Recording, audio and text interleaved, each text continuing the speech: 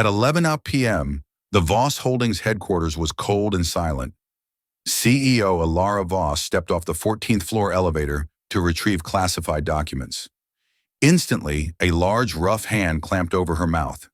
She struggled, paralyzed by terror, until a low, urgent whisper reached her ear. "Don't go inside." It was Daniel Cole, the night janitor, his eyes radiating terrifying focus. "Someone is in your office right now," he hissed, violently pulling her behind a pillar. A distinct click of a chambered round echoed from behind the locked door. Daniel delivered the lethal truth. "If you had stepped in 3 seconds ago, you would be dead." Daniel Cole lived in the shadows of Voss Holdings. He was the perpetual night shift janitor, invisible to the polished world of finance and power, driven solely by the needs of his 7-year-old daughter, Lily. 5 years had passed since his wife's tragic death from an aggressive form of cancer, leaving Daniel with a gaping hole in his heart and the crushing weight of being a sole provider. He often worked 18-hour days, his hands constantly rough and smelling faintly of industrial cleaner and cheap coffee. He sacrificed his entire life to ensure Lily felt safe and loved. His entire focus was survival, not notice. The janitorial work was poorly paid and came with a constant, casual contempt from staff who barely acknowledged his existence. Yet Daniel never showed resentment. He maintained a quiet dignity, a humble politeness that hid the deep, burning scars of his past. He knew the cost of drawing attention to himself. He believed anonymity was his daughter's best defense. Ilara Voss, the formidable CEO, was the sun around which the company revolved. She was ruthless, brilliant, and completely absorbed in her empire. She recognized Daniel's face in the same way she recognized a water fountain, a necessary utility, but had never exchanged a meaningful word with him. Their paths should never have truly crossed. In her mind, people like Daniel existed to serve the backdrop of her success. On this fateful night, Daniel was diligently polishing the antique mahogany on the 13th floor. He was lost in the monotonous, rhythmic whir of the cleaning machine when a subtle disturbance snagged his attention. He saw a faint, uncharacteristic light from the CEO's private office, 1 floor above. The office was supposed to be in total darkness. He stopped his machine and listened. He heard the muffled sound of shuffling paper, followed by the faint creak of a door hinge under a slight load. Not the sound of an honest door, but the sound of someone heavy testing their balance. The survival instincts of Daniel's long-buried past, a past of lethal, specialized security training, rushed back, overriding the exhaustion of the present. He recognized the sound profile immediately, calculated infiltration. He knew a threat was active. The way the air shifted, the calculated silence. This was a professional. He moved to the emergency staircase, his worn work boots making no sound. He was an operative again, fast, silent, and deadly. He reached the 14th floor just as the executive elevator dinged open, announcing Ilara's arrival. She stepped out, her mind on the confidential files she needed, completely unaware that she was walking into a professional ambush. Daniel didn't hesitate. He knew if the intruder heard her, the surprise in her life would be lost. He launched himself forward, intercepting her before she took 3 steps. He clamped his industrial-sized, rough hand over her expensive lipstick and her gasp of terror. Ilara fought him instantly, instinctively. Her luxury briefcase clattered against the elevator wall. She was terrified, convinced the janitor had gone mad, ready to scream for help. But Daniel's eyes, normally weary and kind, were now focused, radiating a terrifying competence that demanded immediate, absolute compliance. She saw the look of a man who knew precisely how to kill. His grip was iron, professional, designed to silence without causing permanent harm. He dragged her backward, pulling her into the deep shadow of a structural pillar. He slowly lowered his hand, allowing her to breathe. But his body remained poised for action. Ilara could only whisper, her breath hot and ragged. "What in God's name?" Daniel didn't look at her. He looked at the office door. He subtly tilted her head toward the thin line of light at the door's base. They both saw a clear, distinct shadow moving with a weapon-like extension. Daniel's answer was devastatingly simple. "Someone is waiting for you in there." Ilara's mind raced. "My private key access." The titanium lock. It's impossible. Daniel pointed to the sliver of light beneath the door, proof of an active presence. There is a light source and I heard a lock being professionally breached. This is no accident. He's armed and waiting. Ilara's body finally gave way to pure, crippling fear. How did you know all of this? Why aren't the alarms sounding? Daniel's gaze swept the empty corridor, assessing all escape routes. He lowered his voice, the sound full of regret and cold competence. I used to run high-level security details before everything collapsed. I know the sound of a silent hit. You are the target, and they neutralized the threat vectors before you arrived. Ilara was overwhelmed. The man who had been furniture, whom she never paid a thought to, the man whose hands were covered in detergent stains, was the only person protecting her from a deadly, calculated attack. She realized her millions had bought her a false sense of safety. The intruder inside moved toward the door. Daniel's body tensed. He recognized the pattern. The target hadn't shown up, so the hunter was checking the corridor. Daniel violently pulled Ilara away from the main door and into a narrow, dark utility closet adjacent to the hallway. He pressed her flat against the cold concrete wall, his hard, rough body shielding her completely from the outside line of sight. The last thing Ilara saw was the shadow of a figure slowly panning a light source across the hallway just outside their hiding spot. The intruder's shadow finally moved away, retreating back into the office. Daniel slowly released Ilara, but his presence in the cramped, airless closet was overwhelming. She could smell the bleach, the old sweat, and the sharp scent of his blood, now spiking with adrenaline. The tension was so thick, Ilara felt like she was drowning.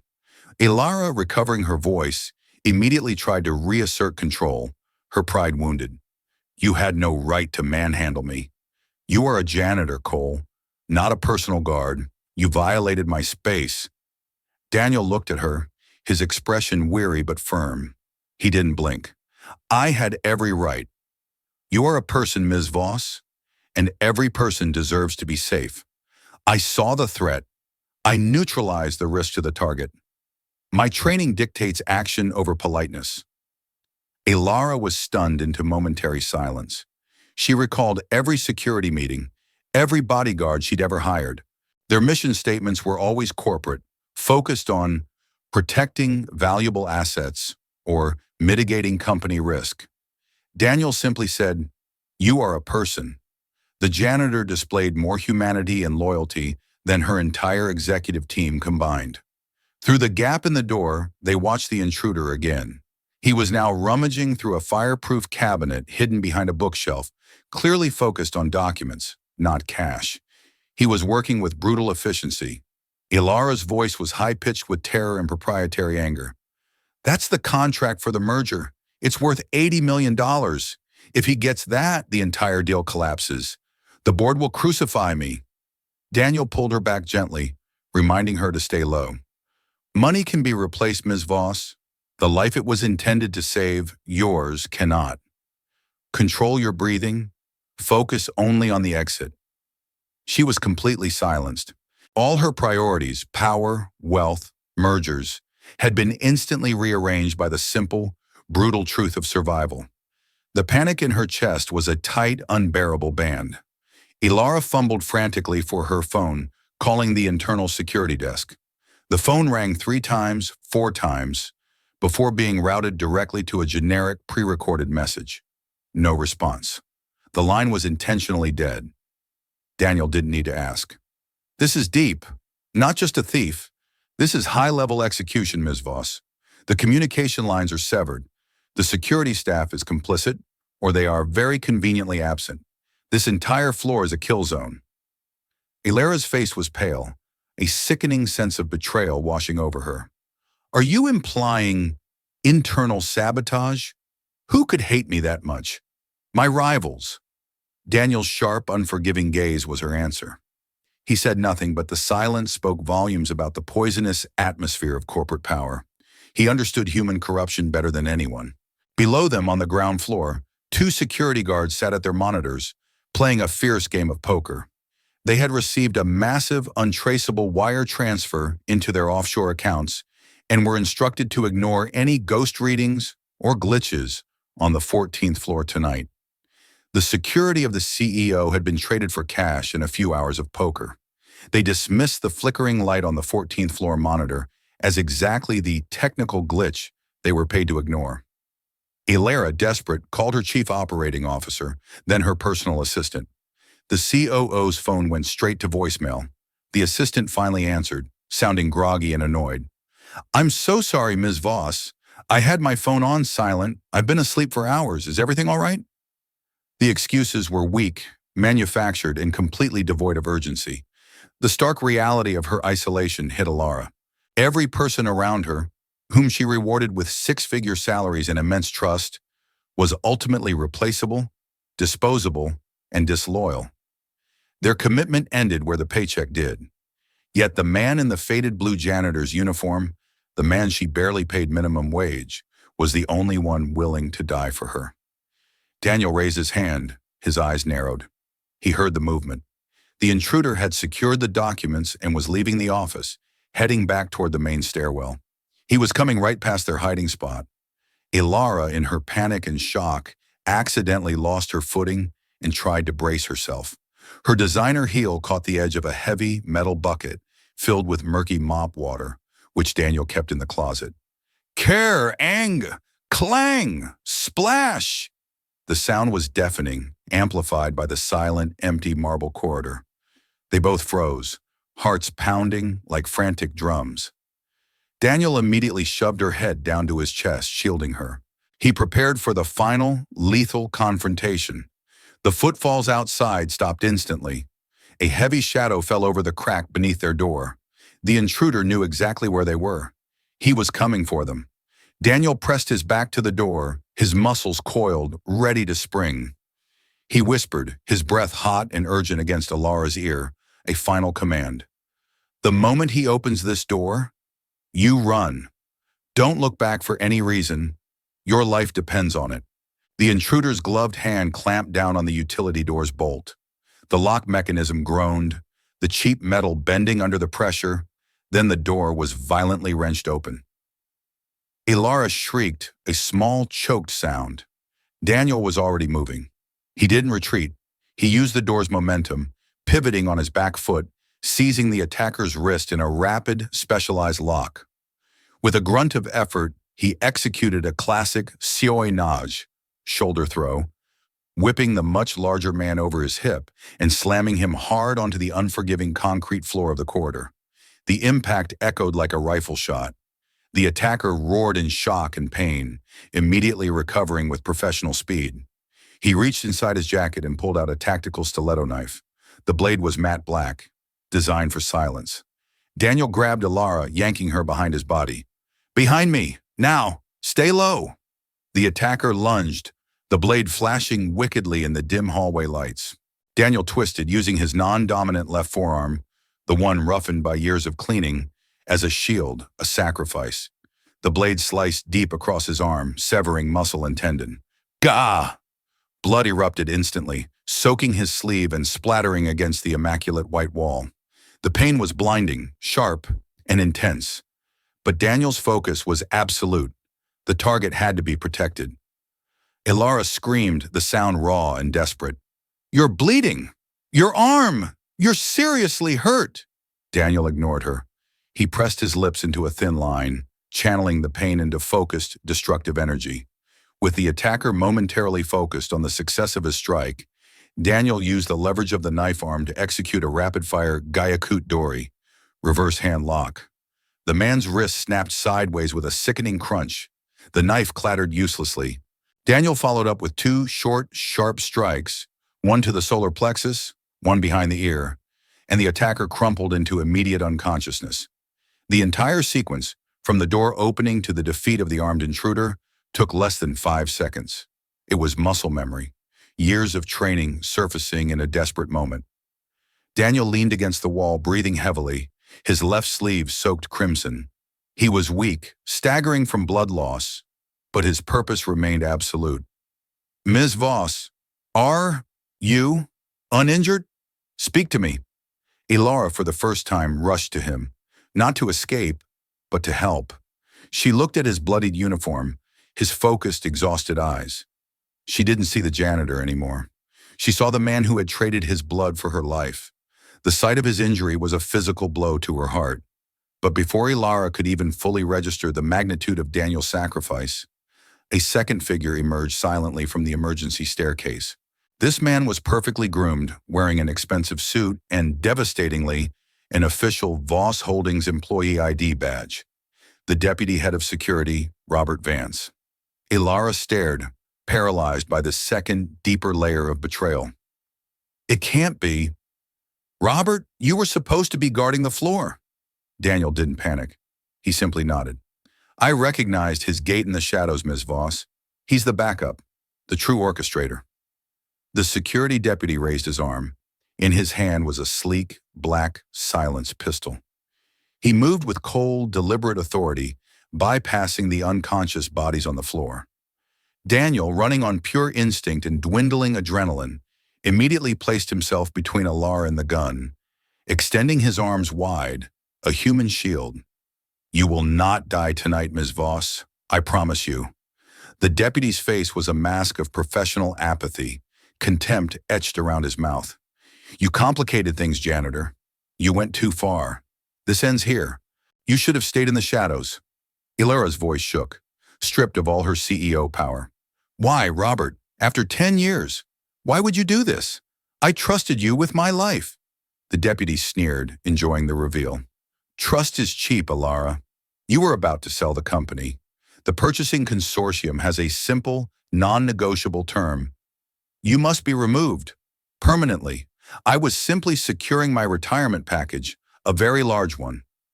Daniel took a menacing step forward, forcing the deputy to adjust his aim.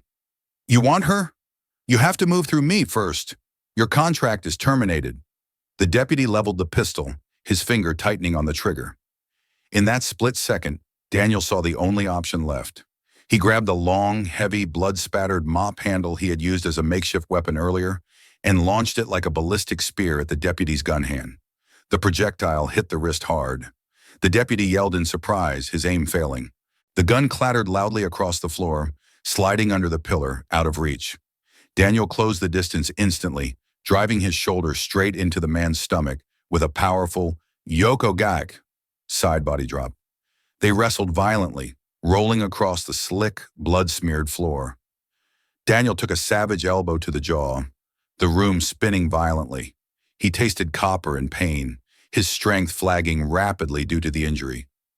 But then he saw Lily's face in his mind, her innocent smile, her absolute trust. He refused to leave her alone. That was his final, unbreakable mission. With a final, desperate surge of power, he executed a perfect, focused reverse roundhouse kick, connecting sharply with the traitor's temple. Knockout. The deputy head of security went down, unconscious and defeated. The silence that followed was absolute. Ilara slumped onto the floor, watching the scene through blurring, shocked eyes. You saved my life twice in the same hour.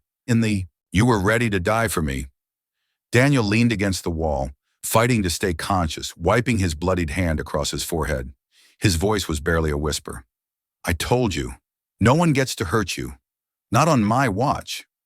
At that moment, the actual police arrived, responding to a high-level silent alarm that had finally been manually triggered by the pressure plate outside the utility closet door. The officers rushed in, weapons drawn, immediately assessing the chaos. The uniformed officers surveyed the scene.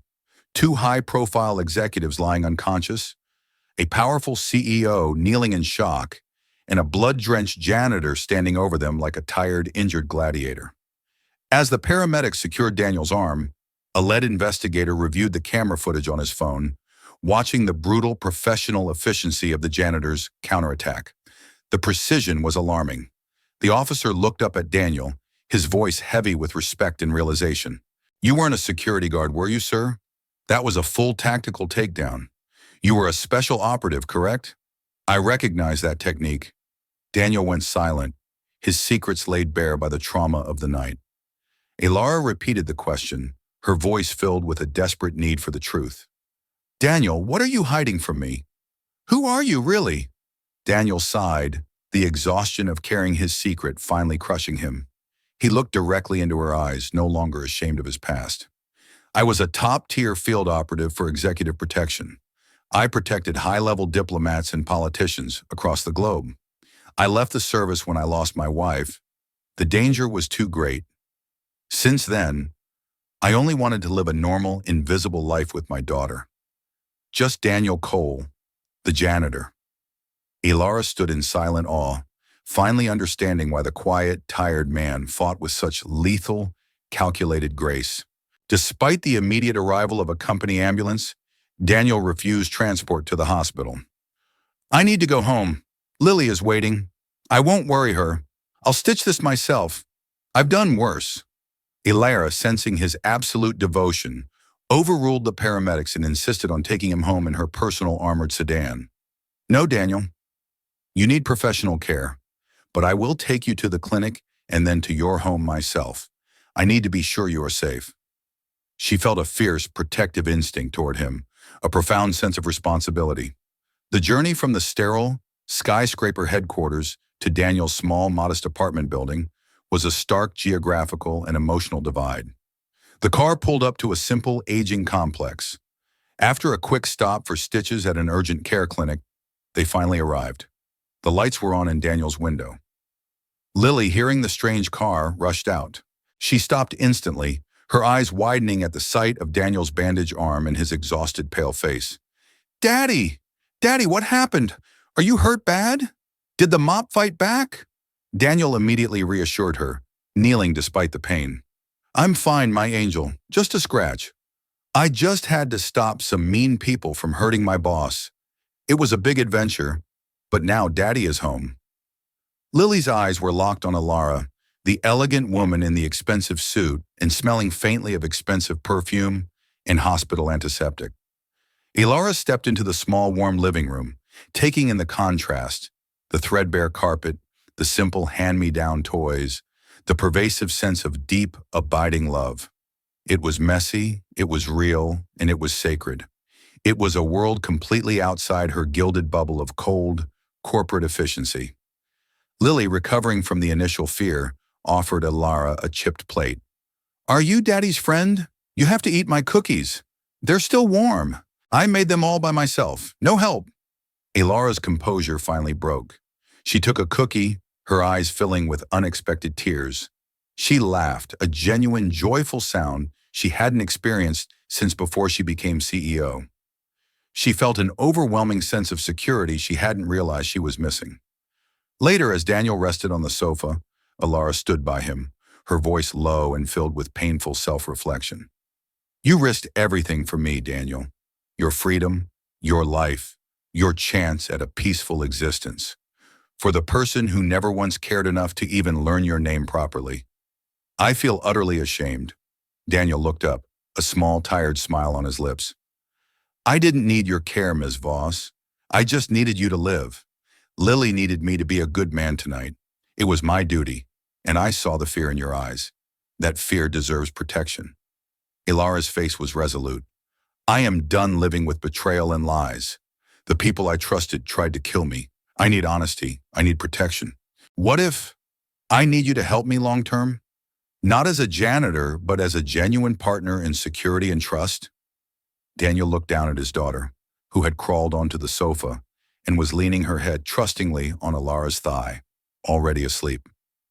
"I will help, but only if that job keeps me safe, and only if it doesn't terrify Lily. My life is dedicated to her peace." Lily, stirring slightly, looked up and smiled sleepily at Ilara. "Stay with us, miss. I like you. You can be my new friend." Ilara reached down, stroking the child's hair, tears finally escaping. She was being accepted into a genuine, loving unit. The child saw her, the woman, not the CEO. It was the greatest honor she had ever received, surpassing any corporate achievement. The gap between her world and Daniel's suddenly felt bridgeable. Ilara adjusted her suit, the CEO reasserting herself with a new moral clarity and purpose. "Then tomorrow morning, Daniel, I am sending a car. You will come to the company with me. I have an announcement to make to the entire leadership board, and I want you standing right beside me. We are cleaning house, literally and figuratively." The next morning, the high-ceiling boardroom of Voss Holdings buzzed with nervous energy. The entire executive board, including the disgraced deputy head of security's former colleagues, waited in tense silence, their faces grim. They knew the hammer was about to drop.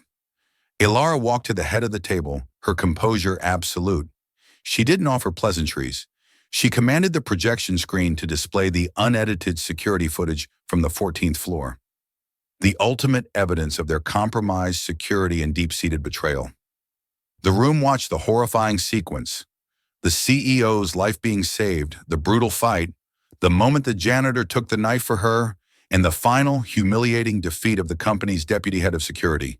The silence in the room was crushing, filled with the undeniable power of the truth and the stench of their own complicity. Ilara shut off the video. Her voice was steady, resonant with absolute authority.